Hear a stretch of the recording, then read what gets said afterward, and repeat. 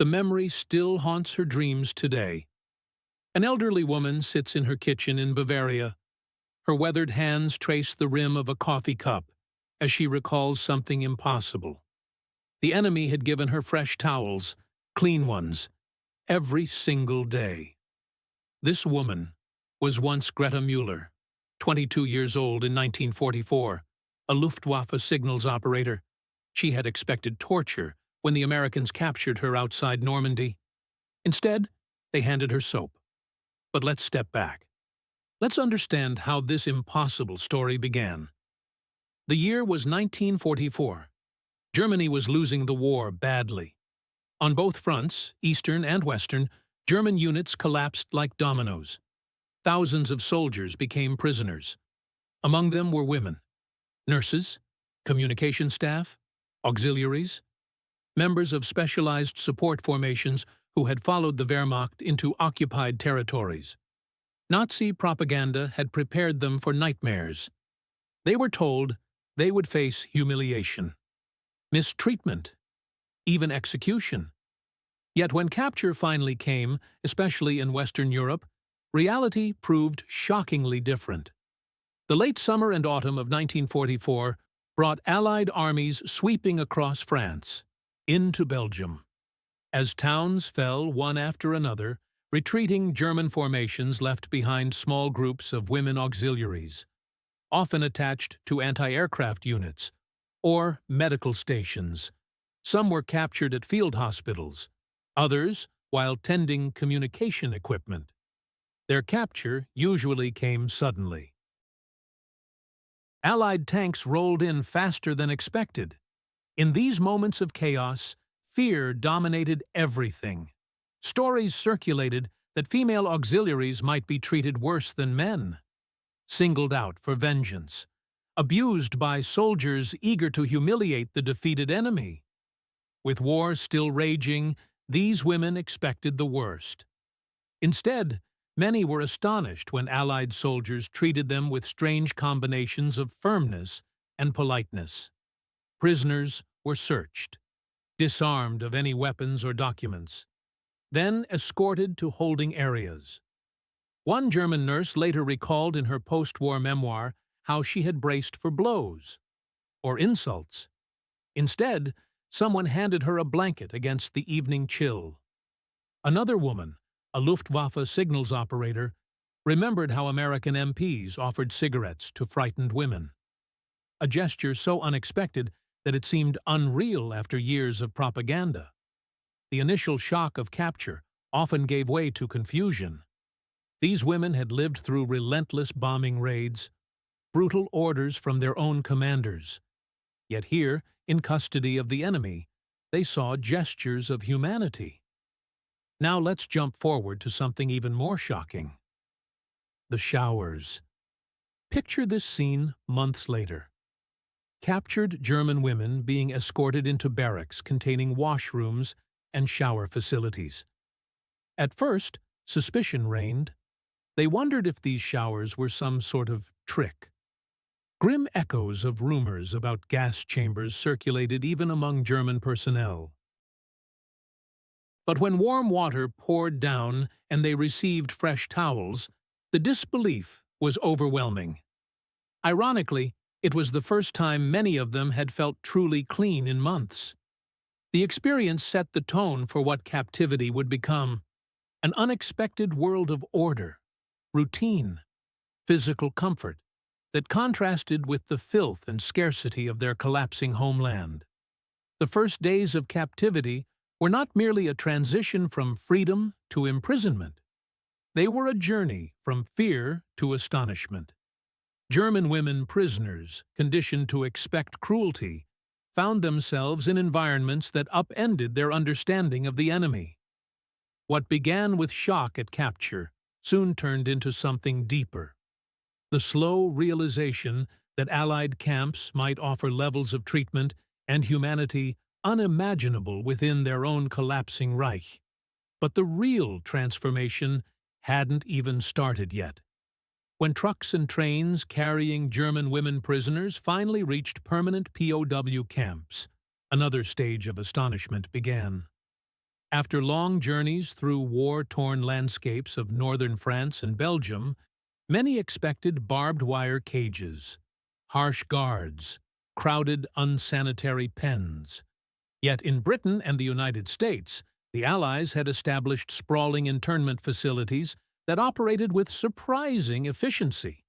Camps such as those at Aldershot in southern England, or Fort Oglethorpe in Georgia, America. These were organized not as improvised holding pens, but as regulated environments built to handle tens of thousands of captured soldiers. For the women, arrival shattered more illusions carefully cultivated by Nazi propaganda. Upon entering the compounds, they were subjected to rigorous but orderly processing. Allied officers recorded each woman's details, verified her rank and role, often separated medical personnel from communications auxiliaries or clerical staff. The process felt bureaucratic, sometimes even cold, but it lacked the humiliating spectacle they had braced for. Women were not paraded through hostile crowds, not jeered at as traitors. Instead, they were ushered into barracks, sometimes former military training grounds, or hastily constructed wooden huts that nonetheless offered solid roofs, windows, and heating. Compared to bomb-damaged ruins of German cities they had left behind, the barracks represented a startling level of normalcy. What struck many prisoners most was the order and cleanliness of the camps. Floors were swept daily, beds aligned in strict rows. Every new arrival received basic bedding, mattresses stuffed with straw, blankets, even pillows. This did not match the luxuries of home. But for women who had spent weeks on the march, it felt almost luxurious. One Luftwaffe auxiliary later recounted in testimony collected by the German Red Cross that she had been stunned when shown a washroom stocked with soap, mirrors, and individual basins. She had not seen so many hygiene supplies since her childhood. The Allies emphasized separation of the sexes, a policy designed to maintain discipline and avoid accusations of misconduct. In American camps, female POWs were housed in distinct compounds guarded by both male and female personnel. While guards were vigilant, treatment remained correct and professional. To reassure prisoners, the Red Cross was allowed periodic inspections. These inspections confirmed that women had access to medical care, sufficient rations, the possibility of writing letters home. For many German women, the most confusing aspect of arrival was the food. The first meals in captivity often consisted of items that had long disappeared from the German diet: canned fruit, coffee with real sugar, eggs, white bread. Wartime shortages had made these items rare luxuries in Germany. Yet here they were served by the enemy as part of standard rations. The psychological effect was profound. Prisoners who had been indoctrinated to believe in Allied cruelty now confronted the reality of consistent nourishment. American rations for POWs were designed to meet Geneva Convention standards. Sometimes they were nearly identical to those of U.S. soldiers. Daily roll calls and camp routines reinforced the sense of structure. Wake-up calls, inspections, scheduled meal times gave the women a rhythm that contrasted with the chaotic retreats of their final months in the Wehrmacht. Allied officers frequently reminded them that adherence to camp rules would guarantee continued order. Over time, this sense of predictability reduced fear of the unknown. The terror of capture gradually gave way to the strange reality of being cared for, however reluctantly, by the enemy. What none of them could have anticipated was how much the environment of these camps would contrast with life back in their homeland. While families in German cities endured hunger, bombings, and evacuations, the women inside Allied camps were encountering routine, hygiene, and even small comforts. Their arrival marked more than the loss of freedom. It introduced them to an entirely new perspective on life during war. one defined not by cruelty, but by unexpected decency. Let's pause here and consider something remarkable. The Geneva Convention of 1929 played a central role in shaping Allied behavior. Although not always perfectly applied, the Allies generally tried to adhere to its principles, especially toward Western prisoners. German women POWs quickly discovered that their treatment was bound not by revenge, but by international law, and by the desire to showcase moral superiority over the Reich. In American camps, particular care was taken to document the capture of women, both for administrative purposes and to prevent rumors of misconduct. The women themselves were bewildered by the meticulousness of it all. Forms to be filled, lists of possessions carefully checked. Strict procedures ensuring that no harm came to them, but the daily realities would prove even more transformative.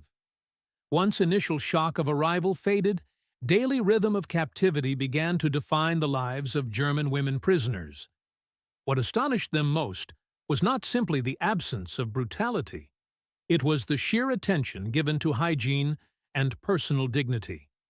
Each camp established clear routines. Mornings began with roll call, followed by distribution of supplies that included soap, towels, and occasionally sanitary items that had been nearly impossible to obtain in Germany by the final years of war. For women accustomed to shortages and rationing at home, the provision of such items by the enemy felt both surreal and unsettling. One of the greatest luxuries was the opportunity for regular showers. In camps across Britain and the United States, prisoners were granted access to heated water on a schedule, sometimes daily, at least several times a week. This practice served not only sanitary purposes, it was also a deliberate display of Allied adherence to the Geneva Convention. German women who had often endured long marches and primitive field conditions initially approached these facilities with suspicion. Memories of war, rumors about gas chambers made the first encounters with steaming shower rooms frightening. Yet once they realized that facilities provided genuine cleansing and relief, the practice became a treasured ritual. Fresh towels added to the sense of dignity. Each prisoner was issued a towel that could be exchanged for a clean one on regular basis. In war-torn Germany, where families often had to reuse linens for months, sometimes years, such routine washing felt like a luxury resort in comparison. Women later admitted in memoirs and interviews that the simple act of drying off with a clean towel after a warm shower left them conflicted, grateful for the comfort, yet uneasy that it was their enemy providing it. The discipline of hygiene extended further. Allied authorities insisted on regular inspections to prevent lice, a common issue in wartime Europe. Delousing powder was distributed. Clothing was laundered according to strict schedules. For German auxiliaries who had seen their comrades weakened by disease on the Eastern Front, or during the chaotic retreats of 1944, the sight of organized laundry stations and medical checks was startling. It became clear that the Allies were not interested in letting epidemics sweep through the camps, even among their enemies. Mealtimes further reinforced the sense of order. Food was distributed in mess halls or open-air canteens where prisoners lined up with metal trays. The diet varied, but it often included items entirely absent from German rations by that stage. Meat several times a week. Fresh vegetables when available. Milk powder. One prisoner remembered being offered an orange, the first she had tasted since childhood. These meals, combined with the routine of bathing and clean clothing, improved physical health dramatically within weeks. Women who had arrived exhausted and malnourished gained strength. This physical renewal altered their perception of captivity. The daily routine also included periods of recreation. Prisoners were sometimes permitted to walk within designated camp areas, play simple games, sit outside barracks in the sun. Female guards in some British camps oversaw these activities. This reassured the German women that discipline would be enforced fairly. They contrasted these conditions with stories they heard from comrades captured by the Soviets, where overcrowding, hunger, and disease dominated. In letters written home, though censored by camp authorities, many women cautiously hinted at their astonishment. Without revealing details that might be struck out by censors, they noted their health was improving, that they were treated correctly. Families in Germany, struggling to survive air raids and rationing, could scarcely imagine their daughters bathing in warm water while bombs rained on cities like Hamburg and Dresden. The routine of warm showers and fresh towels, repeated day after day, became more than hygiene. It symbolized a dissonance that prisoners struggled to reconcile. How could the enemy, painted as cruel and barbaric, maintain conditions that exceeded those in their own homes? This daily contrast chipped away at old beliefs. It forced the women to confront the gulf between Nazi propaganda and reality. Now, imagine you're one of these women. You wake up in a clean barracks. You walk to a washroom with running water. You're handed fresh soap and a towel that smells of laundry detergent. Your enemy is treating you better than your own government treated your family back home. How do you process that? How do you maintain loyalty to a system that lied to you so completely? As weeks turned into months, another element of captivity began to impress itself upon the German women: the systematic provision of medical care. Allied authorities regarded health not only as humanitarian duty, but also as practical necessity. Disease outbreaks threatened guards and neighboring communities. So preventive medicine became an integral part of camp management. The women, many of whom had witnessed the collapse of German hospitals under relentless bombing, were astonished to find themselves in facilities where doctors, nurses, and even dental staff checked on them regularly. Upon admission, each prisoner underwent medical examination. The process was precise. Weight and height recorded. Vaccination histories taken. Any signs of illness noted. Those with lice or skin conditions were immediately treated. Women with more serious illnesses were sent to dedicated infirmaries. In U.S. camps such as those in Texas and Oklahoma, infirmaries were equipped with modern beds, disinfectants, and supplies that rivaled small hospitals back in Germany.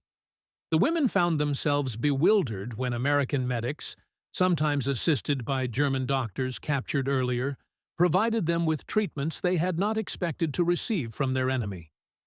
Nutrition was another cornerstone of medical policy. Allied rations deliberately exceeded minimum requirements, not out of generosity alone, but because healthy prisoners were easier to manage. Fresh vegetables, canned fish, and powdered milk were introduced into meals to combat deficiencies common among war-weary Germans. The women quickly noticed that their complexions improved. Wounds healed faster. Energy returned. For some, captivity marked the first time since the late 1930s that they had eaten a balanced diet. In contrast, letters from home painted grim pictures of starvation in bomb-ravaged cities. The presence of the International Committee of the Red Cross reinforced the credibility of this medical care. Representatives inspected camps, verifying conditions, and distributing packages that often contained vitamin supplements, bandages, and additional food items. Prisoners received parcels that sometimes included chocolate, canned meat, or cigarettes. Luxuries unthinkable in their homeland. For the women, these packages symbolized a world of abundance that starkly contrasted with the scarcity gripping Germany. One particularly surprising aspect was dental treatment. Tooth decay had become widespread during wartime as sugar substitutes and poor nutrition damaged teeth. In Allied camps, women were scheduled for dental checkups, and given fillings or extractions when necessary. Some auxiliaries later admitted that they had received better dental care in captivity than during their entire adult lives in Germany. This revelation left them conflicted, grateful for relief, but unsettled by the knowledge that the enemy preserved their health more attentively than their own regime had managed. Medical protocols also extended to psychological well-being. Though not as sophisticated as later approaches, Allied officials recognized that morale influenced camp discipline. Women suffering from trauma or depression were sometimes assigned lighter duties or given additional rest. Chaplains of various denominations visited the camps, providing spiritual support. German women raised under a system that demanded silent endurance were startled to find themselves allowed, even encouraged, to speak with religious figures about their struggles. The contrast with conditions in Soviet captivity could not have been more stark. Rumors filtered through about German women sent east, where hunger, overcrowding, and brutal labor decimated entire groups. By comparison, the women in Western camps were being inoculated against diseases, fed 3 times a day, and examined for medical needs. This difference was not lost on them. It fueled a growing realization that survival and even recovery were possible under Allied custody. Medical care, once feared to be neglected or even cruel aspect of captivity, became one of the defining experiences. For the women, the steady presence of doctors, nurses, and Red Cross officials did more than restore health. It challenged everything they had been taught about their enemy. Each injection, bandage, or checkup quietly undermined the ideological walls built by years of Nazi indoctrination. Here's where the story takes another unexpected turn. Beyond matters of food, hygiene, and health, life in captivity gradually opened new horizons that German women auxiliaries could not have imagined during their service in the Reich. Work assignments and opportunities for education were introduced into many Allied-run camps, not only to maintain order, but also to occupy minds and hands. For women who had expected drudgery or harsh labor, the reality of camp duties came as another surprise. Tasks were generally structured around maintenance of the camp itself. Women were assigned to laundry facilities, kitchens, or clerical roles that mirrored the support work they had performed during the war. In British camps, they sometimes sorted uniforms, repaired clothing, or assisted in preparing meals under supervision. In the United States, where camps were larger and resources more abundant, women might be employed in sewing workshops, making garments, or repairing bedding. The work was organized, not backbreaking.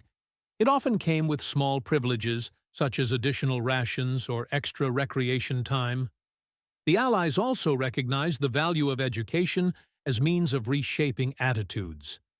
In several camps, particularly those under American administration, classes were offered in English language, basic mathematics, and even history. The intention was partly pragmatic.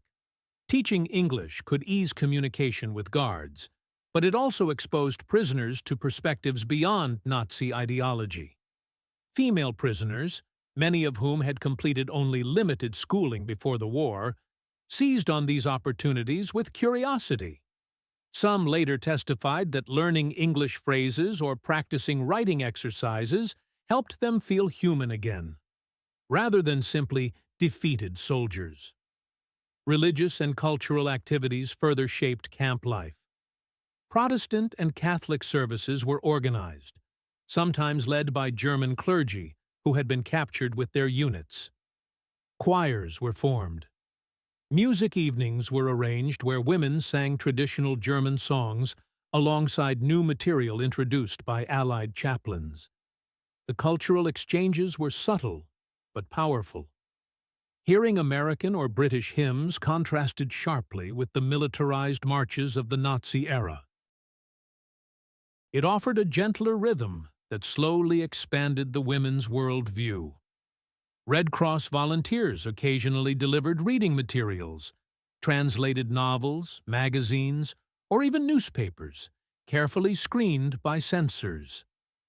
For women who had lived under the iron grip of Joseph Goebbels's propaganda ministry, the exposure to different styles of writing was eye-opening.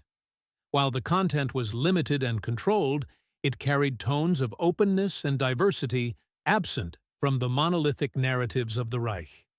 Some prisoners began to question why their own state had so severely restricted access to information.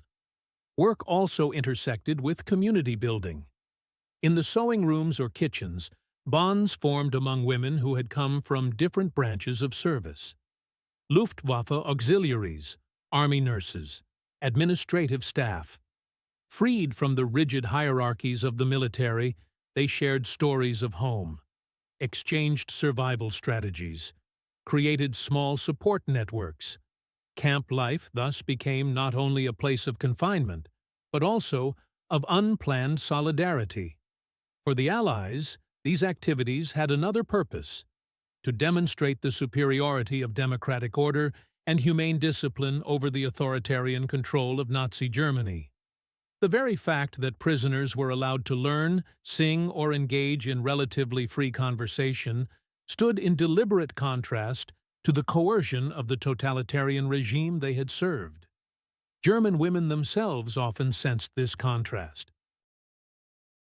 Even if they resisted at first, the simple reality of being encouraged to read, learn, and participate left impressions that would resurface long after their eventual release. The work and education programs did more than fill time. They slowly reshaped expectations. What began as shock at capture and relief at survival was evolving into something deeper. A growing awareness that captivity could become a period of unexpected transformation. But perhaps the most profound changes were happening inside their minds. The longer the women remained in Allied captivity, the more profound became the psychological transformations. At first, disbelief and suspicion dominated. Many had been taught to expect nothing but degradation from the enemy. So every warm shower, every meal, every fair treatment seemed like a trick. Yet as weeks stretched into months, the constant rhythm of humane conditions began to wear down walls of ideology that had been built through years of Nazi indoctrination. One of the most striking changes came through comparison.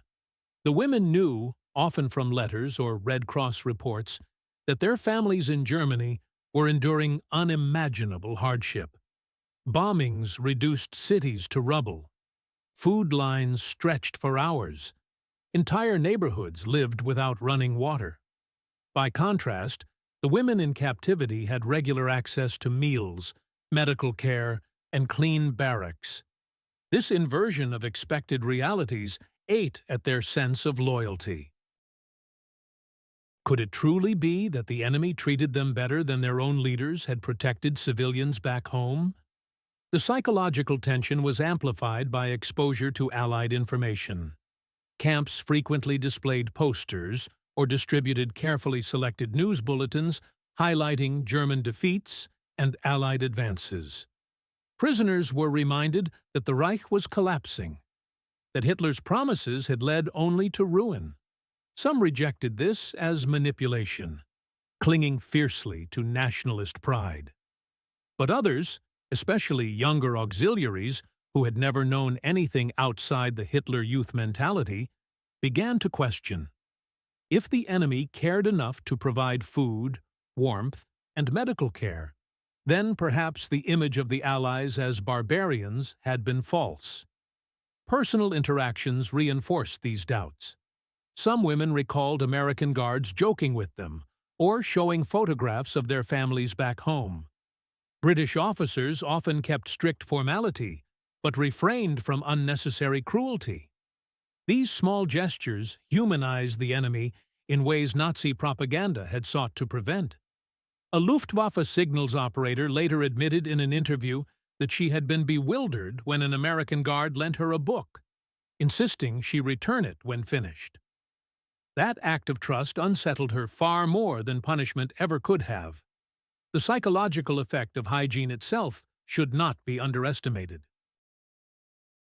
The discipline of regular showers, clean clothing, and orderly routines restored a sense of dignity to women who had lived through chaos.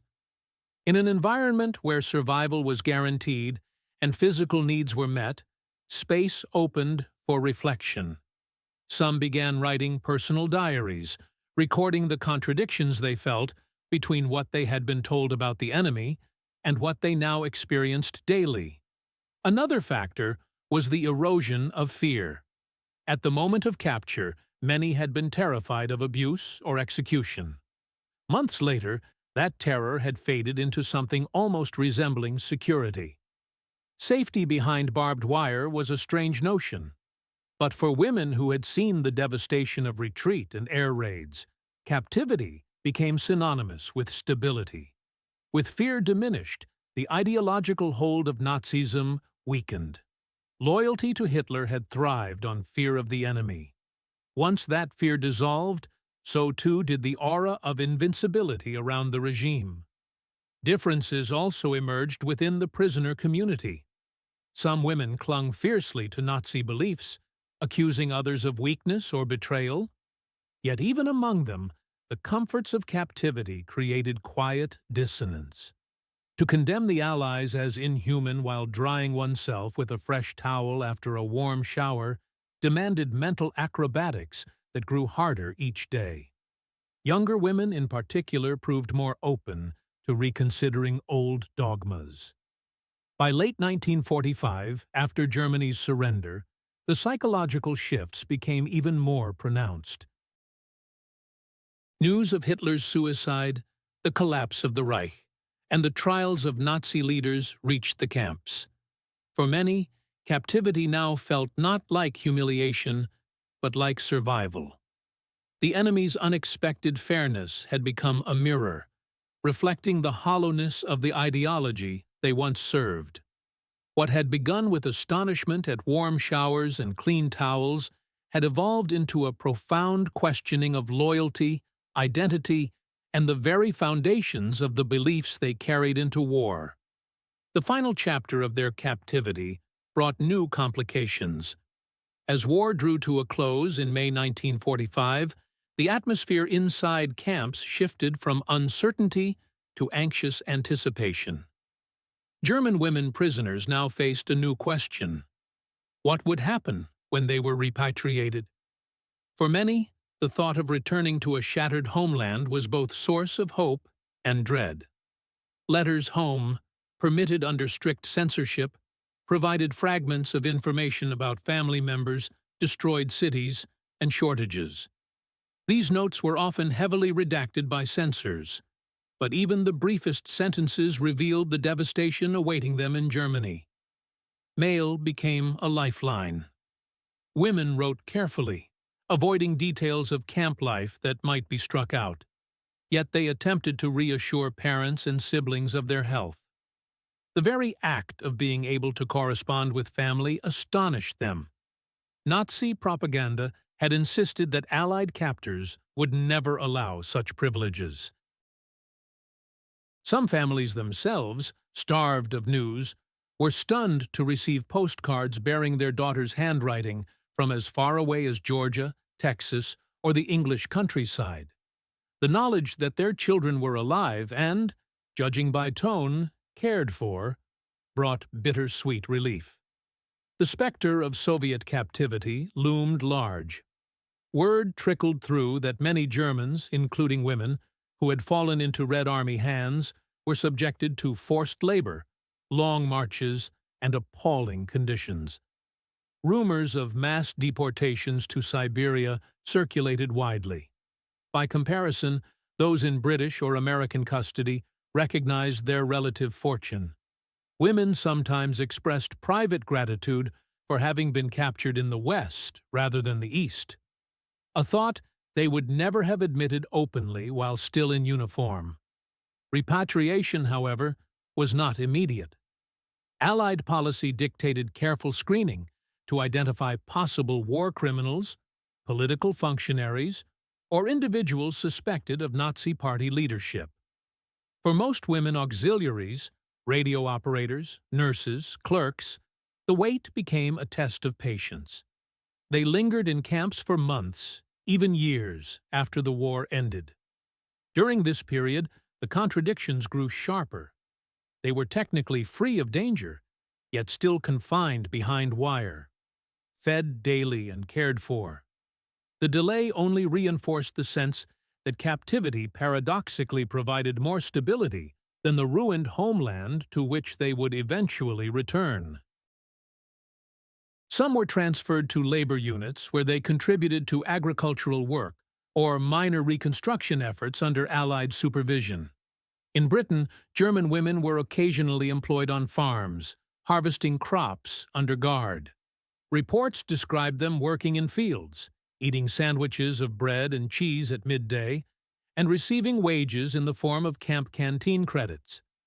Compared to forced laborers under the Reich, these duties seemed almost mild. Psychological pressure intensified as months dragged on. Women yearned for reunions with family, yet many dreaded what awaited them. News from home described bombed-out houses, scarce food, and cities in ruins. The contrast between their clean barracks and the rubble of Hamburg, Berlin, or Cologne weighed heavily on their consciences.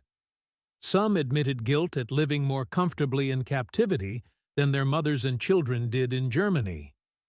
The process of release often began with medical checks and administrative interviews.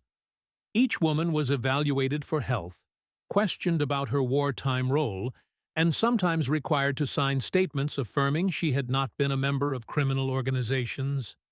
Those deemed harmless were transported back across the Channel or the Atlantic. Yet even these journeys reflected the surreal nature of captivity. Women who had once been Luftwaffe auxiliaries or Wehrmacht clerks now traveled on Allied trains or ships, watched over by guards who had long since ceased to appear hostile. As they departed, many carried conflicting memories. On one hand, they had lived as prisoners, stripped of freedom and uncertain of the future. On the other, they had experienced daily treatment that challenged every assumption instilled by their homeland's propaganda. Letters, medical care, warm showers, and fresh towels had become symbols of a captivity that was not marked by cruelty, but by unexpected fairness. These impressions would shape how they spoke of the war in the decades that followed. And what became of their stories? In the decades after the war, the experiences of German women who had been held in Allied camps remained a relatively obscure chapter of history. Yet scattered memoirs, oral testimonies, and Red Cross reports gradually revealed how profoundly those months and years shaped their outlook. For many, captivity had not been a nightmare of humiliation, but a period marked by health, routine, and a surprising degree of dignity. These recollections stood in sharp contrast to accounts of Germans taken by the Soviets, where starvation, overcrowding, and forced labor left scars that lasted a lifetime. Historians examining these differences often emphasize the role of the Geneva Convention of 1929, which the Western Allies largely respected. Records from the International Committee of the Red Cross show that inspections of camps holding women auxiliaries consistently reported adequate nutrition, sufficient bedding, and hygienic facilities. The symbolic details, warm showers, fresh towels, and clean clothing, became recurring motifs in survivor testimonies. They were small comforts, yet in the context of global war, they carried extraordinary weight. The long-term impact went beyond physical survival. Many former prisoners admitted that their time in Allied custody forced them to reassess their understanding of the world. The propaganda that had shaped their youth collapsed when confronted with daily evidence of fair treatment from the enemy. This realization did not always translate into immediate political transformation. Some returned to Germany and tried to bury the memory of their service, But others spoke openly, telling families and later researchers that captivity had been the first time they truly questioned the Nazi worldview. The legacy of these experiences also carried a gendered dimension. Unlike male prisoners who often emphasized labor, discipline, and military hierarchies in their recollections, women frequently remembered the routines of hygiene, nutrition, and education. Diaries preserved in German archives highlight how women compared the clean barracks of Allied camps with the bombed-out apartments of their families in Cologne or Dresden. The irony that prisoners lived under better conditions than many civilians at home became a recurring theme in post-war reflections. This paradox fed into the broader reconstruction of Germany after 1945. Some former female prisoners returned with knowledge of English, basic exposure to democratic ideals, or at least recognition that the enemy was not the monstrous figure painted by Goebbels. A number of them later worked as translators or secretaries for Allied occupation forces, their language skills honed in the very camps where they had been confined. Others became informal witnesses within their communities, telling younger generations that the Allies had treated them with unexpected fairness. At the same time, silence often surrounded these memories. The Cold War complicated narratives, and many former auxiliaries felt shame at having served the Reich, even in non-combat roles. Their accounts were overshadowed by the larger histories of male POWs or of civilians who endured the destruction of Germany. Yet in local histories, memoirs, and interviews conducted in the 1980s and 1990s, these women's voices began to surface. They spoke not of heroic battles, but of warm water cascading in camp showers, the texture of fresh towels, and the astonishment of eating fruit after years of rationing. For historians, these details are not trivial. They illuminate the profound psychological rupture between expectation and reality. They show how small gestures of decency carried enormous weight when measured against the cruelty of total war. Most importantly, they remind us that captivity was not always a uniform experience. While some German POWs faced hardship and deprivation, others, particularly women captured in the West, encountered a system that aimed to prove moral superiority through humane treatment. Thus, the historical legacy of German women prisoners is twofold. It reveals the practical enforcement of international law in the middle of a brutal conflict, and it exposes the unexpected ways in which dignity can survive even in captivity. For those women, the memory of daily hygiene, regular meals, and medical care became a lasting marker of their survival. In their recollections, captivity was paradoxically both a loss of freedom and an introduction to a world that contradicted everything they had once been told about the enemy. Today, few of these women remain alive, but their testimonies survive in archives, in family stories passed down through generations, in the quiet acknowledgement that sometimes, even in the darkest chapters of human history, small acts of decency can reshape entire worldviews. The fresh towels, the warm showers, the unexpected kindness of guards who showed photographs of their children. These details matter because they reveal something profound about the human capacity for dignity, even in the midst of total war. And perhaps that's the most important lesson of all, that even enemies can choose humanity over hatred, that propaganda can crumble in the face of daily kindness, that sometimes the most powerful weapon against ideology is simply treating people with basic human decency. The German women who experienced Allied captivity carried these lessons with them for the rest of their lives. Their stories remind us that history is not just about grand strategies and military victories. It's also about the small moments when humanity breaks through the darkness of war.